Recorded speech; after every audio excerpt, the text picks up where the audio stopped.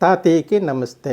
తెల్లవారి నుంచి నా బుర్ర పిచ్చెక్కిపోతుంది. నా సమస్యకి పరిష్కారం తెలపగలవు. అడుగురా, ఎలాంటి సమస్యకైనా పరిష్కారం తెలపడానికే కదా నేను యూట్యూబ్లో ఉన్నాను.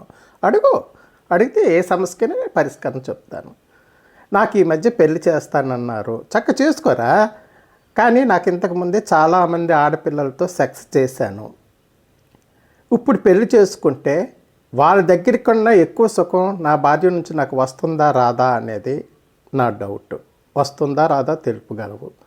ఓరి నీ అమ్మ కొడుకు మాడ, ఇంతకుముందు చాలామంది అమ్మాయిలతో నువ్వు సెక్స్ చేసావు, సుఖపడ్డావు. ఇప్పుడు పెళ్ళి చేసుకుంటావు, పెళ్ళం వస్తుంది, ఆ అమ్మాయితో కూడా సుఖపడతావు. నీకు ఇప్పుడు ఆ ముందున్న వాళ్ళకన్నా ఎక్కువ సుఖం నీ పెళ్ళం దగ్గర నుంచి రావాలి. అవునా?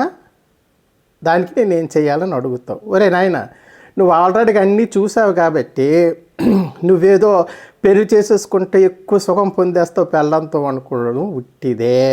నీకు ఫస్ట్ నైట్ అన్నీ అయిన తర్వాత నీకు తెలుస్తుంది, ఓసి ఇంతేనా అని అనిపిస్తుంది.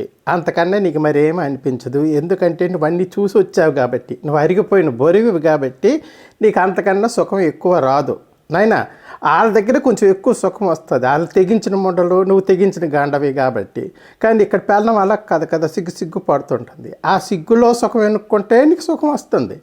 ఆ సిగ్గులు లేదు, ఆ ముందు వాళ్ళలాగా అరవాలి కరవాలి అంటే ఈవిడ వల్ల కాదు. నీకు ఎక్కువ వస్తుందో తక్కువ వస్తుందో నేను చెప్పలేను, రాకపోవచ్చు కూడా. నాయనా, అవన్నీ ఆలోచించుకొని ఎక్కువగా ఆలోచించుకోకు. సర్దిపుచ్చుకొని ఎంత వచ్చినా సంతోషం అన్నట్టుగా సాగిపోవాలి జీవితం. అంతే. తెప్పిస్తే ఎక్కువ సుఖం వచ్చేస్తుంది పెళ్ళం దగ్గర ఫస్ట్ నైట్లో అని ఊహించుకోకు. ఉంటాను.